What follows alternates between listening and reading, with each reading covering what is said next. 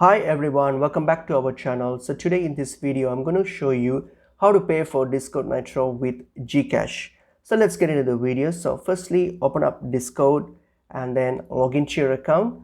So once you've logged into your account, go to your profile here, click on the U tab underneath, simply click on it and then go hit on the on top here nitro option. Here you have a nitro option, so click on it.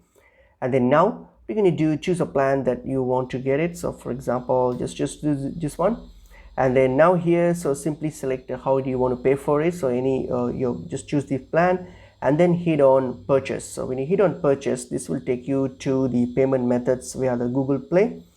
So now if you want to choose your your payment methods, so simply click on this option here and then this will list out the payment methods. So if you want to pay using Gcash, look for Gcash under your payment methods, as Gcash is only supported at specific regions. So make sure that you're in the region that supports Gcash. Like unlike me, I don't have it because my region doesn't support Gcash. So I have other option based on my regions here. So so on your region, so if it supports Gcash, simply select the Gcash option there, select it and then hit on continue, and it will take you to your Gcash app where you need to authorize this payment and get the transaction done. So that's pretty much it is.